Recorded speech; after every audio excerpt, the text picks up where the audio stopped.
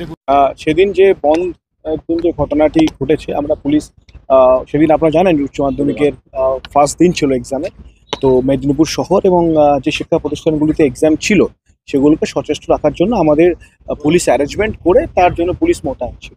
এবং যেখানে যেখানে কোনোভাবে প্রয়োগ করা হয়েছে কোনো কোনো স্পেসিফিক রাজনৈতিক দলের তাদের ছাত্র সংগঠনের পক্ষ থেকে, সেখানে সচেতন রাখার জন্য যে পুলিশের প্রশাসনের যে ব্যবস্থা নেওয়ার সেটা আমরা নিয়েছি। স্যার, আরেকটা অভিযোগ আছে, ওমেন্স পুলিশ থানার ওসির একটা ভিডিও ভাইরাল হয়েছে। সেখানে যেটা অভিযোগ করা হচ্ছে বা বাচ্চাদের পক্ষ থেকে অভিযোগ করছে যে উনি নাকি নাটক করেছিলেন, ওনার বিরুদ্ধে এই অভিযোগটা করছে এবং ভাইরাল করা হয়েছে ভিডিওটা। কি বলবেন?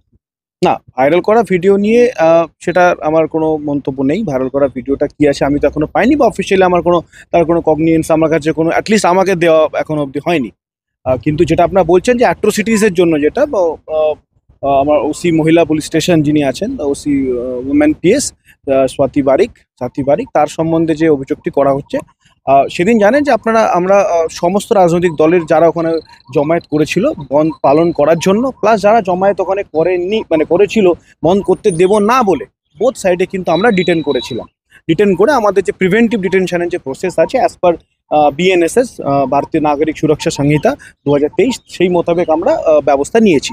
এখানে আপনাদের আমি জানিয়ে রাখতে চাই যে খালি স্পেসিফিক একটি পার্টিকুলার পলিটিক্যাল পার্টি বা তাদের যে স্টুডেন্টস অর্গানাইজেশন কথাটা বলছে শুধু তাই নয়, আমরা যারা যারা ওখানে ছিল কোনো রাজনৈতিক দল না দেখে সবাইকে ওখান থেকে আমরা সরিয়ে দিয়েছিলাম যাতে কলেজে পরিবেশ ঠিক থাকে। এবং আমি আপনাদেরকে এটাও জানাই যে সেদিনের ঘটনায় কারো কিন্তু কোনো রক্তপাত অবধি হয়নি। যে যেটাই বলে থাকুক, শান্তিপূর্ণভাবে প্রথম দিন উচ্চ মাধ্যমিকের দিন অতিবাহিত হয়েছে এবং কোনোভাবেই আপনারা জানেন যে মেদিনীপুর কলেজ বা বিদ্যাসাগর ইউনিভার্সিটির যে ক্যাম্পাস সেটা একেবারে মেন রোডের উপরে।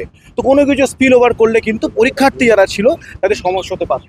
তো পুলিশ সেখানে প্রিভেন্টিভ ভাবে ব্যবস্থা নিয়েছে এবং যাতে করে সেখানে কোনোভাবে কোনো পরীক্ষার্থীর সমস্যা না হয় সেটা এনশিওর করেছে। এর সঙ্গে আপনারা যেটা বলছেন যে সেদিন থানাতে এবং যে অভিযোগ করেছে যে পুলিশের তরফ থেকে তাদের অত্যাচার করা হয়েছে, আমি বলবো যে এরকম ঘটনার কোনো অবকাশই নেই। এর কারণ সেখানে সাফিসিয়েন্ট সিনিয়র অফিসার ওখানে উপস্থিত ছিল। আমাদের মহিলা থানাতেই সেই মহিলা যারা স্টুডেন্টস পড়ুয়া ছিল তাদেরকে রাখা হয়েছিল। ইভেন আমি বলতে চাই তাদেরকে ওখানে রাত্রেবেলা যেহেতু অনেক রাত্রে ওদেরকে আমরা ওদের ফ্যামিলি বা লয়ারের হাতে ছেড়েছিলাম, তো ওদের যে ইভেন খাওয়া দাওয়ার ব্যবস্থাটা আমরা করেছিলাম। তো আমি জানি না যেটা কেন করছে। আমি আপনাদেরকে এটাও বলবো যে একটা সার্টেন পলিটিক্যাল পার্টি, একটি রাজনৈতিক দল, বামপন্থী একটি দল, সেটি এটাকে চেষ্টা করছে, তাদের জেলার যারা লিডারশিপ আছে তারা এটাকে একটা ইস্যু করার চেষ্টা করছে। আমার কাছে আপনারা কি ভাইরাল ভিডিও পেয়েছেন আমি এখনও সেটা কগনিয়েন্স আসেনি, কিন্তু আমার কাছে একটি ভাইরাল অডিও আমি পেয়েছি যেখানে সেই পার্টিকুলার রাজনৈতিক দলের জেলার যে জেনারেল সেক্রেটারি আছে তিনি বলছেন এই একটা ভালো ইস্যু পেয়েছি, পুলিশকে চেপে ধর, আইসির নামে অভিযোগ কর, হাইকোর্টে নিয়ে যা, পুলিশকে হ্যারাস কর। গণতান্ত্রিক পরিবেশ রক্ষা করার জন্য আমরা সেদিন যেটা করার আমরা করেছি এবং সেখানে পুলিশের যে ব্যবস্থা নেওয়া আপনারা জানেন, কোনো রক্তপাত হয়নি, কোনো ঝামেলা সেখানে হয়নি। এবং সেই ঘটনার পরে আমরা অভিযোগ পেয়ে দুটো এফআইআরও ওইটা ভিত্তিতে দুটো এফআইআরও আমরা করেছি। যেহেতু আমরা পড়ুয়াদের যে তাদের যে সামাজিক অবস্থান সেটাকে আমরা মাথায় রেখে তাদের প্রতি আমরা সংবেদনশীলভাবেই আমরা তাদের বিরুদ্ধে যে ব্যবস্থা নেওয়ার এবং যে নেসেসারি লিগ্যাল ব্যবস্থা আমরা নিয়েছি। কিন্তু এটাকে একটি পার্টিকুলার রাজনৈতিক দল, বামপন্থী একটি রাজনৈতিক দল, সেটিকে পুলিশকে চাপ দেওয়া, ওসির নামে কমপ্লেন কর, আইসির নামে কমপ্লেন করে অযথা এই জিনিসটাকে একটি অন্য দিকে নিয়ে যাওয়ার চেষ্টা করছে। আমি আশা রাখবো যদি তারা মাননীয় হাইকোর্টও জিনিসটা নিয়ে যায়, আমরা সেই হাইকোর্টে সমস্ত তথ্য পরিসংখ্যানের সহিত আমরা সেটা জমা দিতে সক্ষম হব। এবং আমাদের পুলিশের তরফ থেকে আপনারা জানেন যে পশ্চিমবঙ্গ সরকারের পুলিশ মানবিক পুলিশ, তো আমরা মানবিক পুলিশের যে বিভিন্ন রকম দিক আমরা করি সেটা আমরা কিন্তু এখানেও আমরা রাখবো। পরিকল্পিতভাবে কি জেলা পুলিশের বদনাম করা হচ্ছে বা পরিকল্পিতভাবে কি? পরিকল্পনা তো করতেই পারে কেউ, কিন্তু এটা তাদেরও বুঝতে হবে যে তথ্য পরিসংখ্যান বা তাদের যে তাদের পরিকল্পনাও আমাদের কাছে থাকে।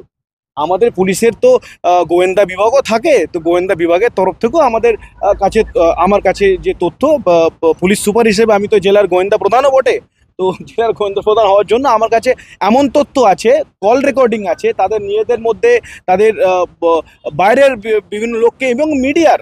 আমি সত্যি মানে আপনারা জানেন এই যারা জেলার মিডিয়া আছে জানেন যে একটা দুজন মিডিয়া পার্সন আছে, তারা তাদের মধ্যেই থেকেই হয়তো কখনো কখনো আপনার খবর আসছে আমার কাছে যে কি হচ্ছে না হচ্ছে। তো আমি খবর পেয়েছি যে তারা এটাকে একটি অন্যরকম ইস্যু করার চেষ্টা করছে এবং এই সুযোগে পুলিশ প্রশাসনকে বদনাম করা হোক বা আমার ওসি মহিলা পুলিশকে কোনোভাবে তাকে হ্যারাসমেন্ট করা হোক, সেটা একটা প্রচেষ্টা করছে। স্যার ওরা যে প্রেস মিট করে যা বলছে, কোনো অভিযোগ আপনাদের কাছে করেছে? ওই বাইরেই প্রেস মিট, পুলিশের কাছে কোনো অভিযোগ জানিয়েছে যে মহিলা থানায় এই চর্চা?